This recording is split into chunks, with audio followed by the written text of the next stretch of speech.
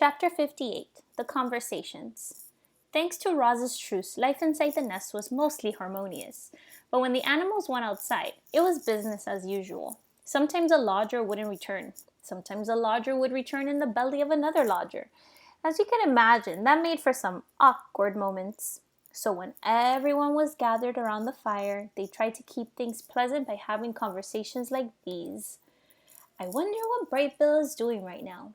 Chit-Chat lay on her back and looked at the ceiling as she spoke.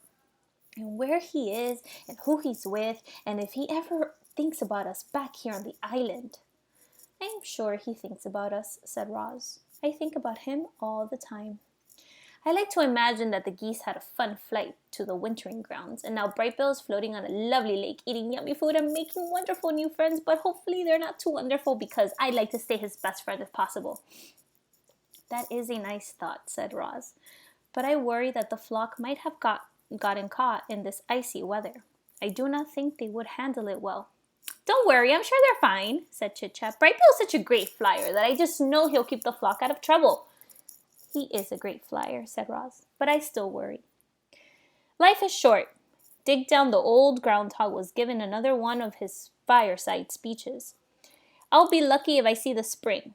I don't want your pity. I've had a good run. But I'll tell you what, if I could do it all over again, I'd spend more time helping others. All I've ever done is dig tunnels. Some of them were real beauties, too, but they're all hidden underground, where they're no good to anyone but me. And they weren't even good to me this winter. Now the beavers, they all have it all figured out. They built that beautiful dam, which created a lovely pond that made all our lives better. That must feel mighty good. The beavers made our lives better in another way, said Fink. They taught Roz how to build. Ain't that the truth, said Dig Down. Roz, you must have saved half the island with your lodges. And to think we used to call you a monster. I'll repay my debt to you if it's the last thing I do.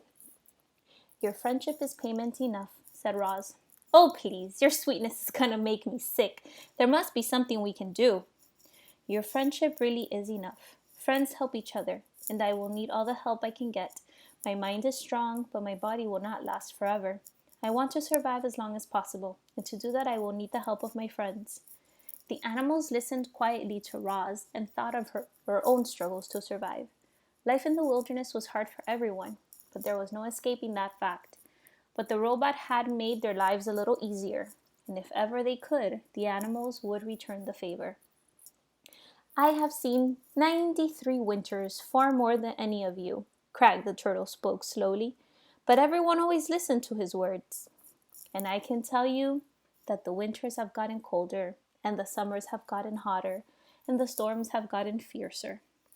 I heard that the ocean has gotten higher, said Chit-Chat, but I don't see how that could be true. I mean, where would all that extra water come from? You are right. The ocean is higher, said Crag. My grandfather used to say that long ago. This island was not an island at all. It was a mountain surrounded by flatlands. And then the ground shook and the oceans grew, and the land slowly flooded until the mountain became this island. Animals from far and wide were forced to come here to escape the flood waters. In those early days, there were too many animals living in too small a place. The island did not have enough food to feed them all, but between fighting and disease and famine, a balance was finally reached. And we have kept the balance ever since. Chit-Chat's eyes grew wide with concern. If the oceans keep rising, the island will be swallowed up by the waves, and I don't even know how to swim. If the waves ever do swallow this island, it will not happen for a very long time, said Crag. But then we will all be long dead. Even me. Everything has a purpose. It was Swooper's turn to lecture the lodgers. The sun is meant to give light. Plants are meant to grow. We owls are meant to hunt. We mice are meant to hide. We raccoons are meant to scavenge. Roz, what are you meant to do? I do not believe I have a purpose. Ha! I respectfully disagree, said Swooper. Clearly you are meant to build. I think Roz is meant to grow gardens. Roz is definitely meant to care for Brightbill. Perhaps I am simply meant to help others.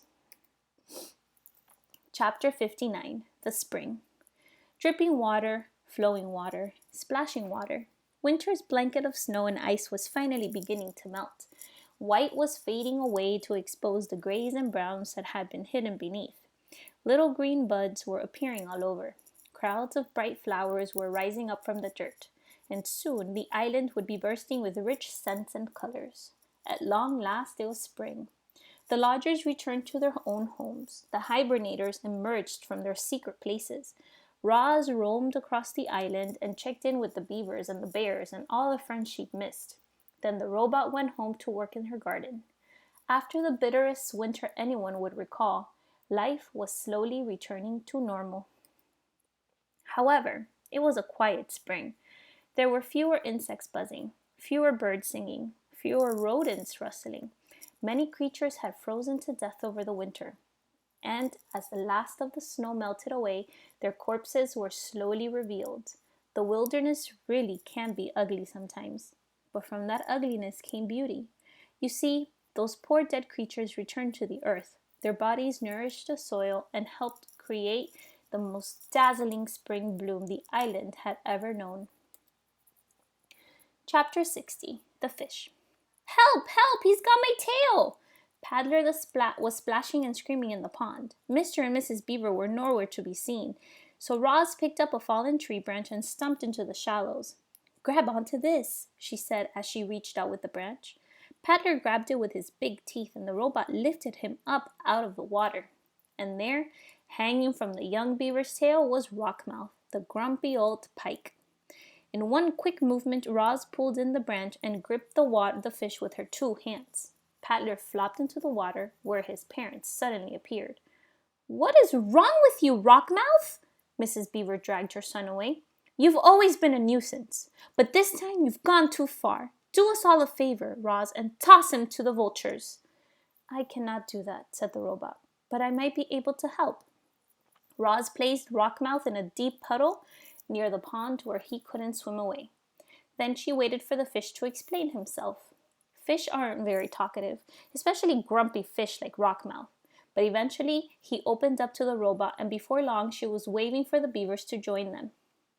Rockmouth used to live in the river, said Roz as the beaver shuffled over, but you trapped him here when you built your dam. He was angry. He has been angry about it ever since. That doesn't give him the right to attack my son, hollered Mr. Beaver. It most certainly does not, hollered Mrs. Beaver. I'd be upset too, said Paddler softly. I'd hate to be kept away from my home. Mr. Rockmouth, you should have said something sooner. The fish looked up from the puddle with a frustrated expression that meant, I tried, but no one was listening. Well, the situation had to be remedied, and you can guess who rose to the occasion. Roz was determined to get Rockmouth back to his home. After she explored the nearby waters, it became clear that she would have to carry the pike through the forest and across the great meadow to the nearest bend in the river.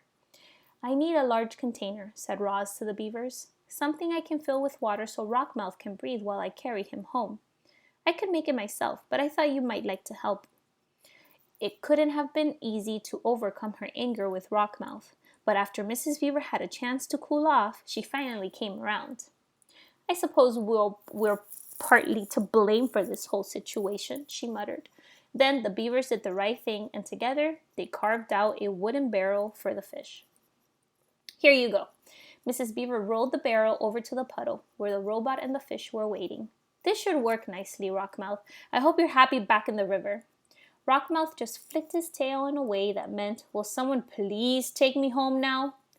Roz filled the barrel with water and a grumpy fish, and then they were off. She carried Rockmouth through the forest and across the meadow until she was standing on the riverbank. Welcome home, said the robot. Then she tipped the barrel, and the fish plunked into the river. Rockmouth's face poked above the surface. He flashed a big, toothy grin, and then he quickly swam away.